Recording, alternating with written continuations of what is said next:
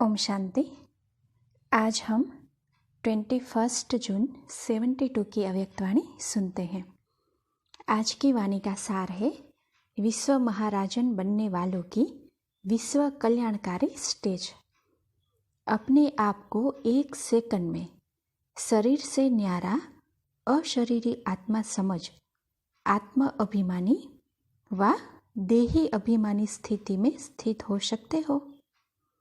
अर्थात 1 सेकंड में कर्मेंद्रियों का आधार लेकर कर्म किया और 1 सेकंड में फिर कर्मेंद्रियों से न्यारा, ऐसी प्रैक्टिस हो गई है। कोई भी कर्म करते कर्म के बंधन में तो नहीं फंस जाते हो। कर्म करते हुए कर्म के बंधन से न्यारा बन सकते हो व अब तक भी कर्मेंद्रियों द्वारा कर्म के वशीभूत हो जाते हो। हर कर्मेंद्रिय को जैसे चलाना चाहो वैसे चला सकते हो व आप चाहते हो एक, कर्मेंद्रिय दूसरा कर लेती है। रचयिता बनकर रचना को चलाते हो। जैसे और कोई भी जड़ वस्तु को चैतन्य आत्मा व चैतन्य मनुष्य आत्मा जैसे चाहे वैसे रूप दे सकती है और जैसे चाहे वैसे कर्तव्य में लगा सकती है, जहाँ चाहे वहाँ रख सकती है।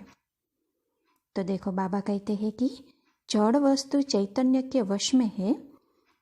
चैतन्य आत्मा जैसे चलाना चाहे वैसे नहीं चला सकती।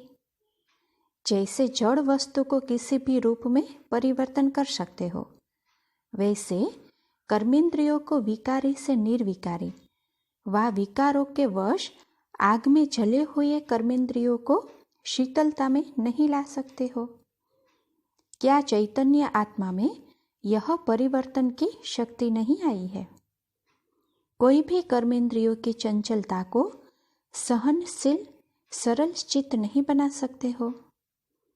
इतनी शक्ति अपने में अनुभव करते हो। शक्तिशाली आत्माएं हो ना। जो भाग्यशाली आत्माएं है वह शक्तिशाली भी बनी है व सिर्फ ब्रह्मा कुमार ब्रह्मा कुमारी बनने के भाग्य के कारण भाग्यशाली बने हो। तो देखो, बाबा क्या कहते हैं कि सिर्फ भाग्यशाली बनने से भी मायाजीत नहीं बन सकेंगे। भाग्यशाली के साथ साथ शक्तिशाली भी बनना है। दोनों अनुभव होता है। जैसे भाग्यशालीपन का नशा तो अविनाशी है ना, इसको कोई नाश नहीं कर सकता, वैसे शक्तिशाली का वरदान वरदाता से ले लिया है व अभी लेना है। क्या समझते हो? ब्रह्मा कुमार कुमारी तो हो ही, वह तो अविनाशी छाप लगी हुई है। अब शक्तिशाली का वरदान लिया है कि लेना है? जब शक्तिशाली बन गए तो माया की शक्ति वार कर सकती है। वह है रचयिता की शक्ति, वह है रचना की शक्ति। तो कमजोर सूरवीर के ऊपर वार करने की हिम्मत रख सकता है क्या? रखे भी तो उसका क्या परिणाम होगा? विजयी कौन बनेगा? सूरवीर। तो रचयिता की शक्ति महान है, फिर माया का वार कैसे हो सकता है व माया से हार कैसे हो सकती है? जब अपने को शक्तिशाली नहीं समझते हो व सदा काल शक्तिशाली स्थिति में स्मृति में स्थित नहीं होते हो, तब हार होती है। जहाँ स्मृति है वहाँ विस्मृति का आना असंभव है। जैसे दिन के समय रात का होना असंभव है, ऐसा अपने को बनाया है व अब तक संभव है। कभी माया का कोई वार नहीं होगा, ऐसा अविनाशी निश्चय बुद्धि हो गए हो। संकल्प में भी कब यह न आए कि माया कब हार खिला भी सकती है, ऐसे बन गए हो व अभी माया आएगी तो युद्ध करके विजय प्राप्त करेंगे। अब इसको भी समाप्त करना है।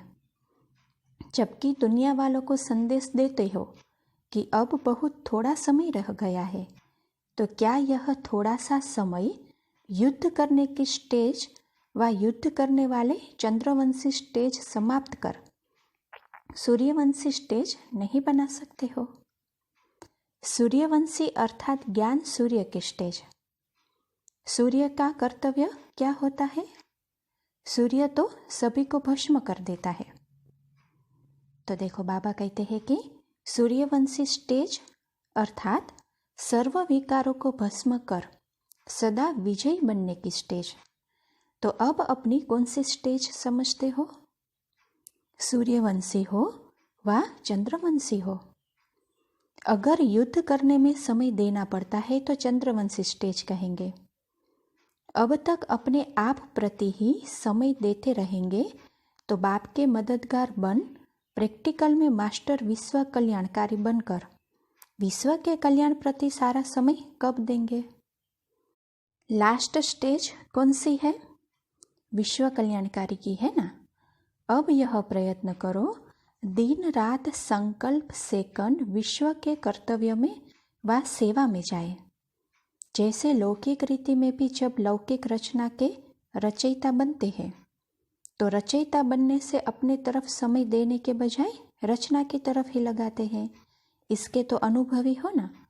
अगर अति रोगी, अति दुखी, अति अशांत रचना होती है तो रचयिता माँ बाप का पूरा अटेंशन उसी प्रति रहता है ना।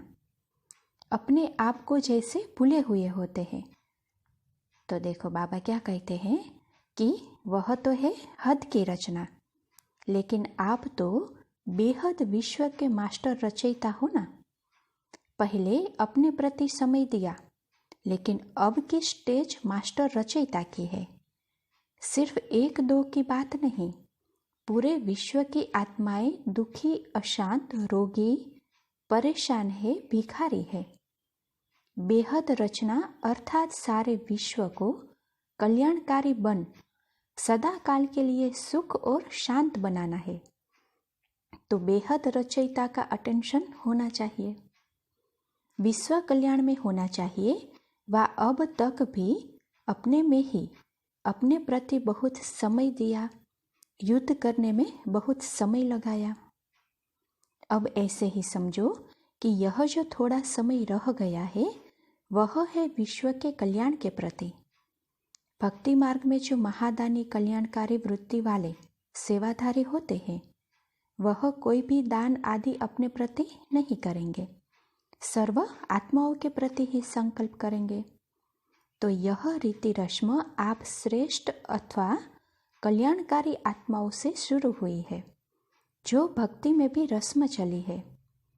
जरूर प्रैक्टिकल में हुई तब तो यादगार रूप में रस्म चली है। प्रैक्टिकल का नया यादगार बनता है क्या? तो अब यह परिवर्तन लाओ, दूसरों के अर्थ सेवाधारी बनने से व दूसरों के प्रति समय और संकल्प लगाने से, सर्विसेबल बनने से सदा सक्सेसफुल स्वतः ही बन जाएंगे। क्योंकि अनेक आत्माओं को सुखी व शांत बनाने का रिटर्न प्रत्यक्ष फल के रूप में स्वतः ही प्राप्त हो जाता है। जब सेवा करेंगे तो इसका खाता भी जमा होगा और सेवा के प्रत्यक्ष फल की प्राप्ति स्वतः ही प्राप्त हो जाएगी। तो क्यों ना सदा सेवाधारी बनो, तो अपनी उन्नति स्वतः ही हो जाएगी, करनी नहीं पड़ेगी। दूसरों को देना अर्थात स्वयं में भरना। तो स्वयं अपनी उन्नति के लिए अलग समय क्यों लगाते हो? एक ही समय में अगर 2 कार्य हो जाए, डबल प्राप्ति हो जाए, तो सिंगल प्राप्ति में समय क्यों लगाते हो? सारे दिन में विश्व कल्याण के प्रति कितना समय देते हो? ब्राह्मणों का यह अलौकिक जन्म ही किस लिए है? विश्व कल्याण अर्थ है ना। तो जिस प्रति जन्म है वह कर्म क्यों नहीं करते हैं? जैसे देखो, जिस स्कूल में जन्म लेते हैं उस स्कूल के संस्कार जन्म लेते ही स्वतः हो जाते हैं।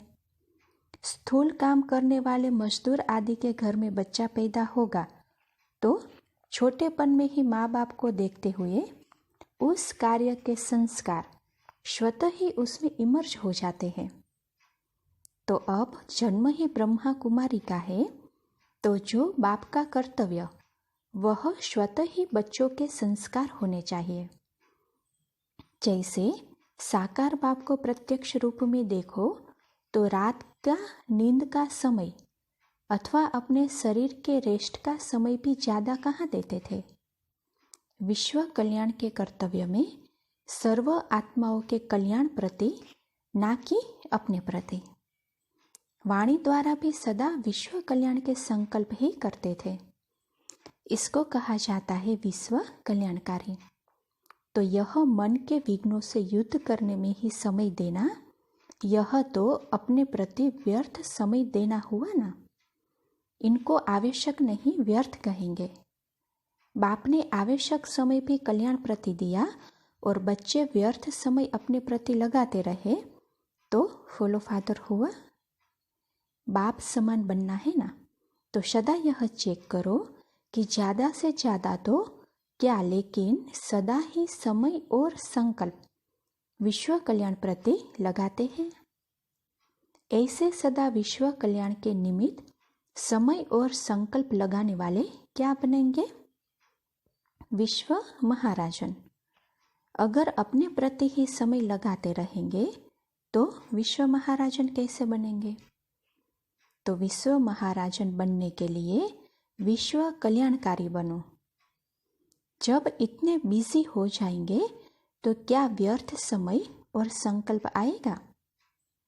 व्यर्थ स्वतः ही समाप्त हो जाएगा और सदा समर्थ संकल्प चलेंगे। सदा विश्व सेवा में समय लगेगा। इस स्टेज के आगे छोटी छोटी बातों में समय देना व बुद्धि की शक्ति व्यर्थ गंवाना क्या बचपन का खेल नहीं लगता है? लौकिक रीति में भी रचयिता हद के ब्रह्मा बनते हैं, विष्णु भी बनते हैं, लेकिन शंकर नहीं बनते हैं। ऐसे ही हद की स्थिति में रहने वाले भी व्यर्थ संकल्पों के रचता बनते हैं, पालनहार भी बनते हैं, लेकिन विनाशकारी नहीं बन सकते, क्योंकि हद की स्थिति में स्थित हो। अगर बेहद की स्थिति में स्थित रहो तो अपने अंदर की बात तो छोड़ो, लेकिन सारे विश्व से व्यर्थ विकल्प व विकर्म व विकार विनाश कराने वाले विनाशकारी बन सकते हैं। लास्ट स्टेज है विनाशकारी। विनाशकारी तब बनेंगे जब कल्याणकारी बनेंगे। ऐसी स्थिति है ना। हद को अब छोड़ चुके हो ना। अच्छा, ऐसे सदा विश्व कल्याणकारी स्मृति और सेवा में स्थित रहने वाली महान आत्माओं को नमस्ते। अच्छा, ओम शांति।